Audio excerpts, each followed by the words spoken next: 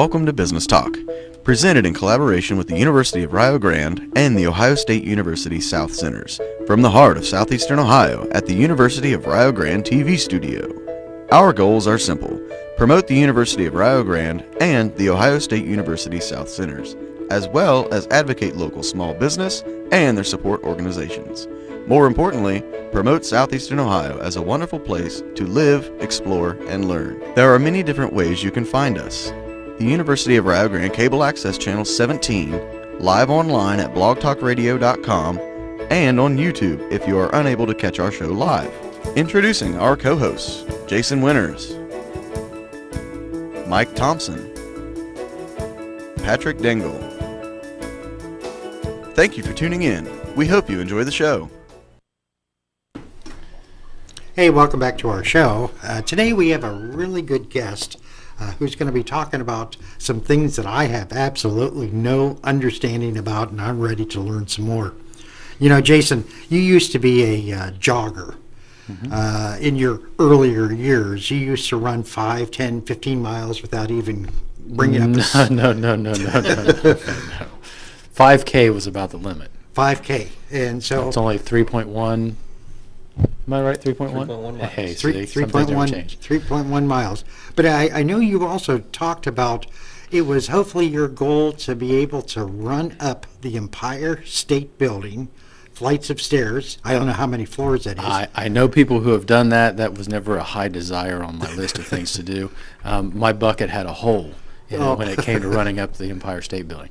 Although I have been to the top, I didn't run. I didn't walk. And Mike, you obviously run quite a bit, don't you?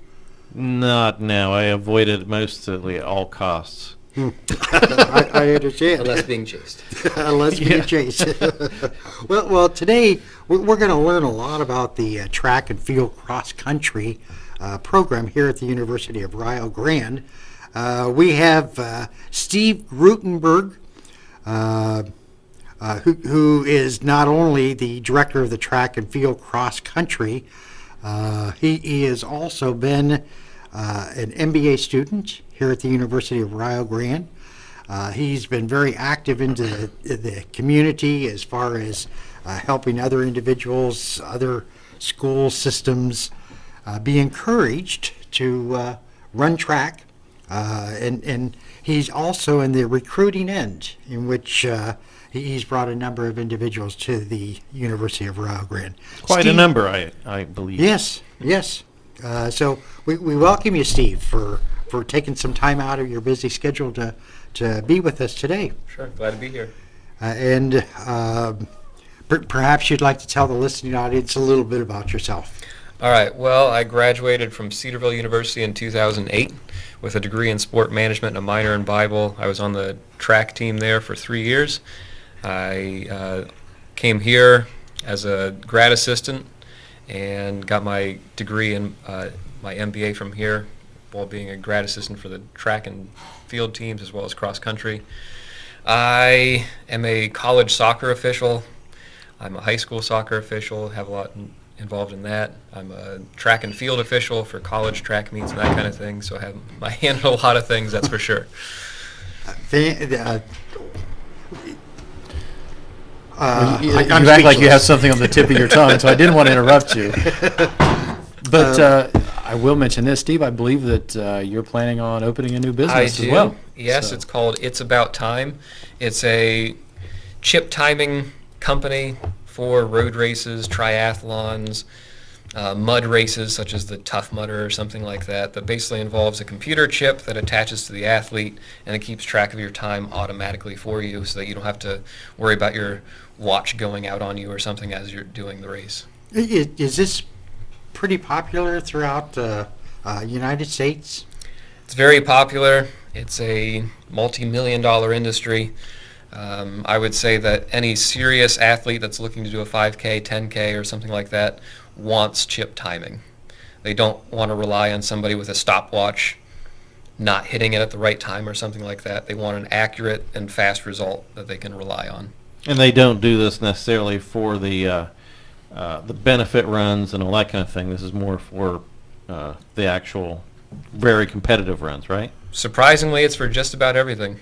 Huh. I've okay. seen charity benefit runs that use them because even your recreational runner still has their own personal goals. Maybe they're not trying to qualify for the Boston Marathon or anything, but they still want to know that they're progressing in their own competitions. I'd be just happy I was still breathing. That is true. There's a lot of people out there that are happy just to be able to do that. So how did you get involved in the track and cross country running? Was that a high school? I've been running ever since junior high. Loved it so much that I wanted to do it in high school. Loved it so much in high school I wanted to do it in college. Huh. I had to make a decision going into high school whether I wanted to do baseball or track, and I picked track, and I'm glad I made that decision. And I've just been involved with cross country, track and field, or adventure races ever since graduating. Okay, so what would be maybe the hallmark between your team sport player, football, baseball, basketball, and someone who goes out for track? Do they have to be a masochist or something? Because all the other sports use your sport as punishment. That is true. Somehow there's a very select few amount of individuals out there that enjoy running so much that they're willing to do it every single day and do nothing but run every single day. So what's different about those athletes? I think they Is there might a be little bit personality crazy. type? They little probably crazy? are.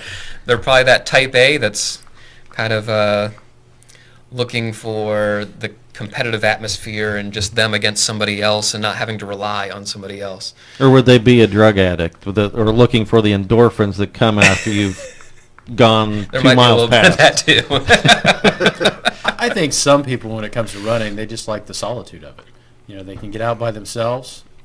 They run. No one's bothering them. They don't have the phone going off.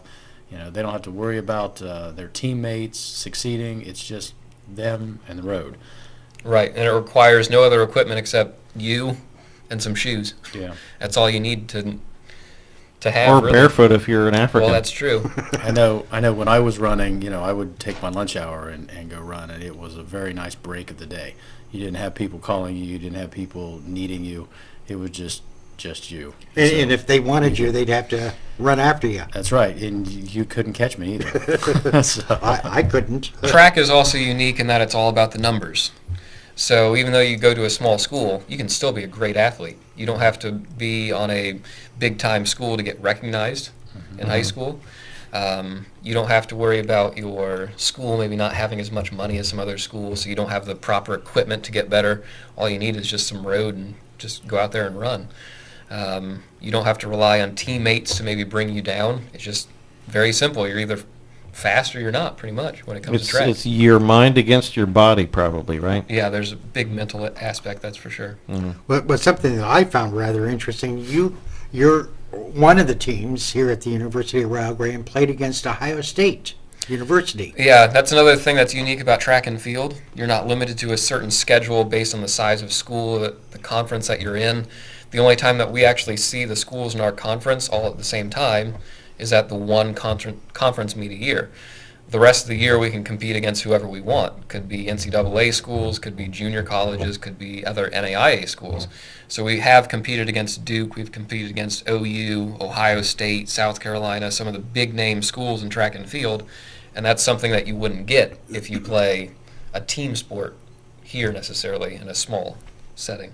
Is there an advantage to being at Rio Grande and running on the terrain that we have as compared to maybe some other places, maybe schools up north where it's all flat?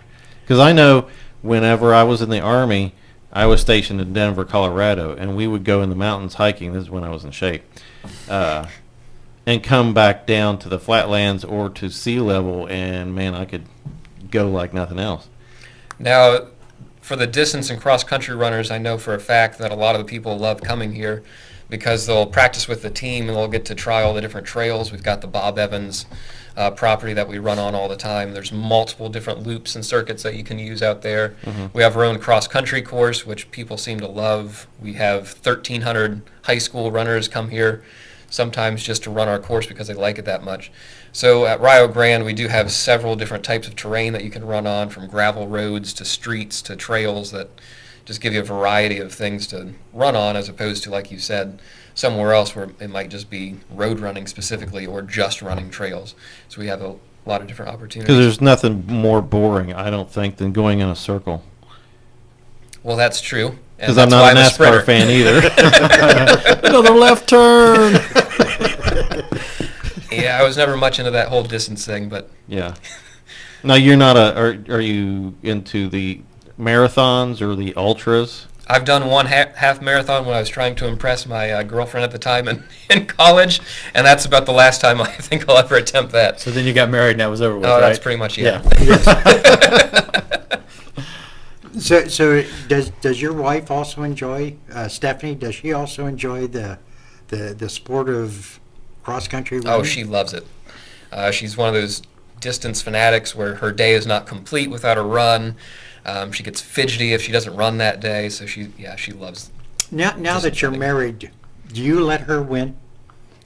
Or is she I don't have to let her.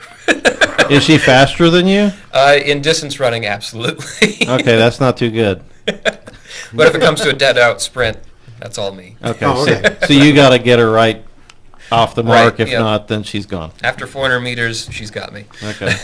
So as a graduate assistant here at the university, what are your responsibilities? There's a surprising amount of stuff that has to get done, and it's eye-opening once you get here. You would think all you're doing is just coaching athletes, but there's a lot of stuff behind the scenes that if you don't do it, no one's going to meets, no one's getting buses anywhere, you're going to have to walk to your meets. So basically, a grad assistant, you're ordering uniforms, you are scheduling your actual meets for the year, you are getting the buses ready to go, you're doing recruiting, you are taking care of individual athletes that have all sorts of questions. Maybe they're questions about their grades or where they need to go to an office, and you're directing them. So there's a lot of stuff behind the scenes that a GA has to do to assist their head coach in just keeping the program running. And now that you're a head coach, what are your responsibilities now?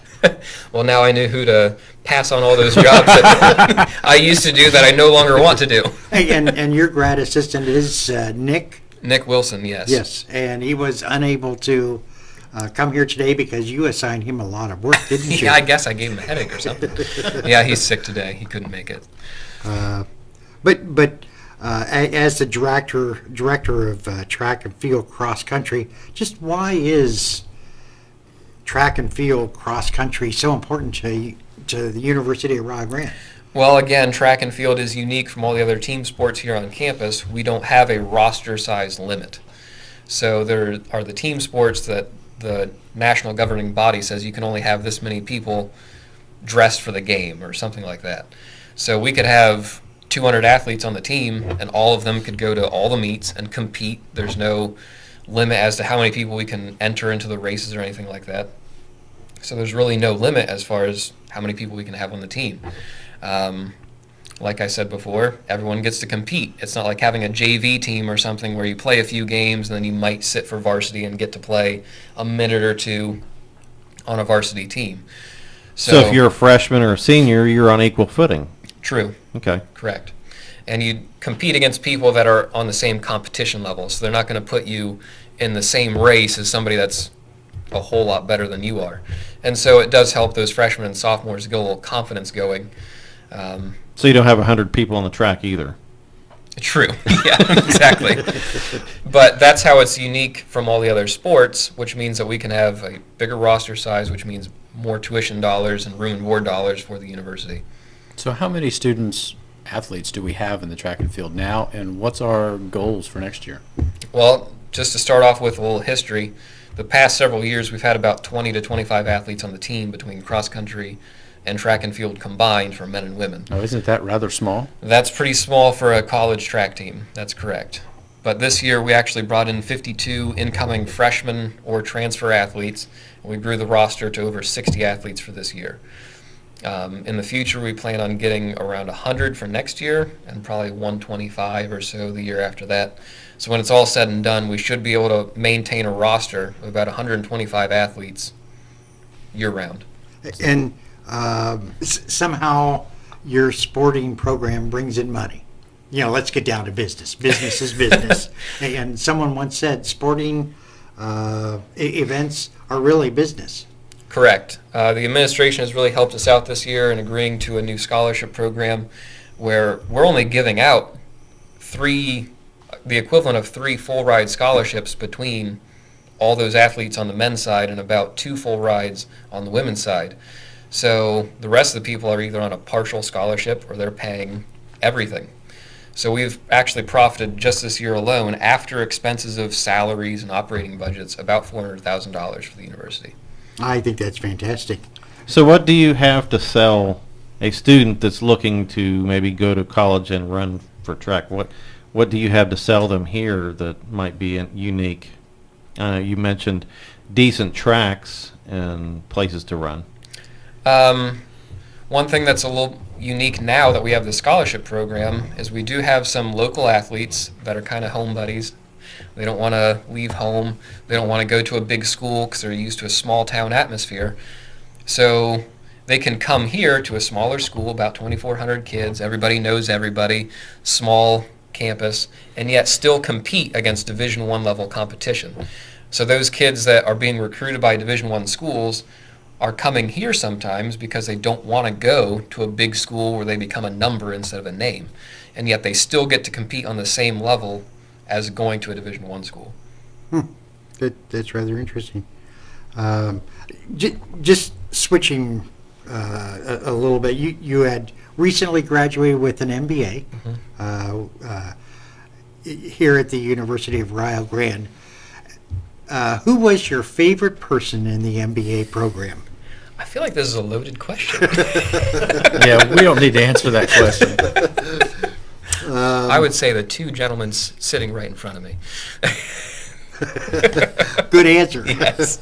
You've graduated already, though, right? Yeah. I guess I can say whatever I want. Yeah. Yes, you absolutely can. Let's wait until the show's over. But what was unique about the program? What was unique about undertaking an MBA program versus an undergraduate? Anything come to mind on it? Well, the one thing that's unique at the graduate level is the lack of tests or quizzes and that kind of thing, and more projects and papers and presentations and that kind of thing. Because in the real world, you're not going to get quizzes and exams all the time. You're going to have to present. You're going to have to write papers and that kind of thing. So it really prepares you for the real world, as opposed to the undergraduate, which is just kind of Memorize overall, and yeah, test. exactly. In some classes. Yeah. Correct. Yeah, I'm project-based in my classes. I'm very much project, yeah. And just out of curiosity, the MBA program that you were involved with helped to develop a business plan. Correct. A major business plan. And I know that one gentleman that's sitting to the left of me who went through his MBA program used that to start a business. And it's my understanding that in that 2-year process that you went through on your MBA, you really looked at how can this program benefit a potential business. And you want to share some things about what was very interesting is at the very beginning, you have to start off with an idea. And that idea slowly evolves and changes, and you go from pie in the sky dreams to what can actually be a reality. So I know when I first started, my idea was something crazy over the top that's so far down the line that wouldn't really be realistic for what I was really needing to do for the program. So it slowly changed into what I had come up with for my final project, and then through the help of Jason and everybody else in the program, you really get to fine-tune what your plan is, and people start to question, well, why are you doing it this way? Why not do it that way? And you kind of ask yourself, yeah, why am I doing it that way? Maybe I should change what I'm doing. And it kind of helps you out with all those what-if questions that could hurt your business down the road. And would you say that as director of the track and field cross country, part of that educational process also has helped you to sort of map out during the year, or I don't know how long is your season? Is it all year round? It's pretty much year round. We start practice in the beginning of September, and we start our first meet for indoor in January, and we finish out in late May for the outdoor season. And then we get basically right back into it for summer training, so track is pretty much a year-round thing. But the MBA definitely prepared me for managing people. I'm managing basically 60 people. I'm leading basically a business, a small business, but I'm still leading that business. And I'm sure you and Coach Willie have put a lot of time into a plan for the future. Oh, correct. So Nick Wilson and I put together this scholarship proposal that we took to the CFO, the CEO, and athletic director, the president, and so we had to put together a future plan, a 5-year plan down the road, a 1-year and a 3-year budget for the team, and so all the stuff that I learned in the MBA program went directly into coming up with that scholarship proposal. Oh, very good. And I'm assuming it was effective, or are they still in the process of looking at? No, it got approved last year around February. Okay, good. And we started the process about October. Good. So Yeah, should very be good. continuing down the road. Very good. Now I'm going to ask you the $64,000 question. We have $64,000? Wasn't in my budget. Okay. Your budget? News to me. $64,000 question. Why should people run? I mean, isn't it good just to walk? Isn't it, keep in mind, I am not a runner. And one thing that occurred to me, I go out and walk my dogs for exercise, and we walk briskly because they have long legs. We were walking around where they were playing softball and baseball and stuff, and it occurred to me, I looked at them, I was like, they're just standing around in the field. I know they're playing a sport, but I'm exercising a whole lot more than they are. But runners, they are exercising the entire time that they're running. Well, as far as running goes, like I said before, you need barely any equipment. You just need some shoes. You don't need anywhere specific to go. You can just run around the streets around town or something.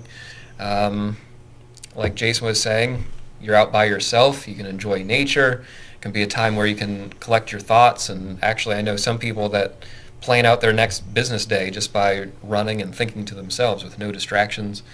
Bourbon works for me. Yeah, but that doesn't do very much for your planning process. At the time, probably the planning looks good. But it's a very healthy activity. There's very low risk for injury as opposed to a contact sport. So most anybody can really do it. And there's very set and defined goals, like I said before.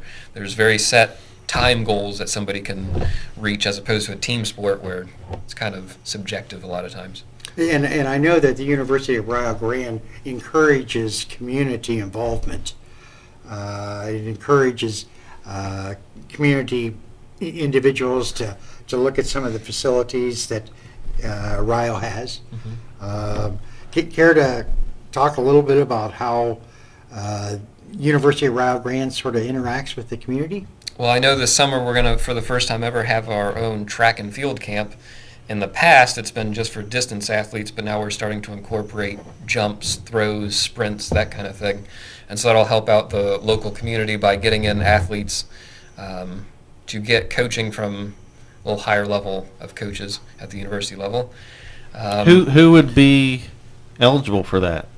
Anybody in junior high and high school. You don't have to have any experience in track and field whatsoever. So you don't have to be on Anybody a team or that's whatever, interested. No. just come out. I guess Pat did kind of skip over half the track team. I mean, not everybody are runners. Okay. That is true. We do have throwers Throwers. that don't want anything to do with running whatsoever, but they're still part of the track and field That team. throw, shot, put, Oh, okay. and discus. All right. What other? Do we have long jumps? Long jump, triple jump, pole vault, high jump, javelin, discus, shot put, hammer throw. So there are other things to do if you don't like to run, and then there's some that are a combination. You can run and jump the hurdles, or you can you do your high jump. And So how is it to, how do you coach a sport like that? Okay, I want you to get out there and go just a little bit go faster. team. Go team. I Yeah, want you to I throw think that's that a good little question. farther. And okay, next time could you jump a little higher? Well, There's a little more to it than that. There's I'm sure there's techniques involved in each sport. a little bit of science behind that. That's what I'm getting at. Yeah, biomechanics, kinesiology, how the body moves in space, just a lot of stuff that you have to know as a coach. It's not just go run. Yeah. How about run some more? Yeah, that's punishment, yeah. Pole vaulting is a science as well. Oh, yeah. I did a little pole vaulting in high school, and that's unique. Yeah, there's every move is choreographed, just about. I would argue it's the most difficult sport out there. It requires takes- a perfect Yeah. balance between speed, coordination, and technique that isn't found in most And sports. you got to be a little crazy. Gotta be a little crazy to go I about just- I 20 can feet say in the that I air did and that, yeah, on a pole that might break. So kinesiology. Explain to the listening audience and specifically to me, what is kinesiology? Just the study of movement. Study of movement. Probably a lot of angles and Yeah, force and that kind of velocity, stuff. power. Yeah, so there's actually a correct and a wrong way to run. And there's a correct and a wrong way to sprint and use the starting blocks and all sorts of different things that go into actually being an elite track athlete. So if we had a young person that was aspiring to be into the Olympics, what would be their steps to be able to even qualify for that? Oh, what it takes to qualify for the Olympics? Yeah. You would have to be the top 3 in the United States in your event. That's very difficult. But we've had some students that have come through here and have been very close to that. That is true. Matt Boyles was a race walker. It's a little known event, but it is an Olympic competed event and also a national event with the NAIA. And he actually won multiple world championships. And he also went on to be a silver medalist in 2 different race walk events for, I believe, the 2008 Olympic trials. Matt was also one of my former students in the MBA program. He graduated here with his MBA, and he is now Oregon, head coach at Oregon? He was a coach at Waldorf College in Waldorf. Iowa. Iowa. Okay, I was close. It's only about half a country away. You know. What's a couple inches on it? Yeah, it's a small map. Well, we've got about 3 minutes, and we've covered an awful lot about track and field. But I'm going to give the last 3 minutes to you. If there's anything special you want to talk about, upcoming events you want to talk about, or if you want to spend it recruiting individuals, Oh, there you go. it's your time. This is your show. Tell us what you want us to know. We do have our first indoor track meet coming up this Saturday at Otterbein. Should be the first real test of our athletes. That's January the 18th. Yes, correct. January the 2014. 18th. Yep. Indoor. Now, how do you do everything indoor? Well, it's a 200-meter track, Okay. and basically all the exact same events, just inside. And it's more of a northern thing. You don't go around to Florida and see very many indoor tracks, but Okay, so we're talking a pretty good dome. oh yeah. So you don't have to worry about a disc or a javelin hitting the ceiling. No, the only events they do are shot put, which doesn't go very far, and a weight throw, which they actually, for men, throw a 35-pound ball, spin around, and throw that. Oh, my shoulder hurts just thinking about that one. Yeah, exactly. But that meet this coming Saturday should be the first real test of the team. We've got some very good athletes on the team, some that are Division I quality athletes. And again, where is this? Otterbein University. Otterbein. And so looking forward to seeing all their hard work paid off that they've been working for since And September. how many other teams will be there? Should be about 10 others, mainly NCAA Division III teams should be there. As far as recruiting goes, yeah. Anybody that has any kind of experience whatsoever in track and field or cross country, love to have you. We do have scholarship money available, all the way from partial scholarship, meaning maybe $500, all the way up to full ride scholarships. So depending on your talent level, we've got some kind of money for you. So if you're interested, you can contact me. You can look on the sports website and find my email address and get in contact with me and schedule a visit. Now, do we have special dorm arrangements for those students? Yes, actually, for the men and women this year, for the freshmen, we got them their entire floor of the freshman dorm just for the team. Great team bonding, and you can ask some of them, they can't remember a time they didn't know each other. They've grown very, very close. And do you have any kind of fraternity or sorority that's involved with the? No, we don't. It's just basically that. Correct. Well, Steve, I want to thank you very much for coming, presenting some Sure, it was very fun. useful information. I'm quite sure that Mike and Jason are going to eagerly use again your facilities. Yeah. Jason needs to eagerly use the facilities. I'm proud of all the poundage that I've been gaining. Yeah. But- You're in your but- bulking phase. Yeah, he's going to be a thrower. Yeah. Certainly not high jumped. Again, we're talking with Steve Gruenberg, Director of Track and Field Cross Country. And thank you for listening. I'm Patrick. I'm Jason. I'm Mike. I'm Steve. Thanks for watching.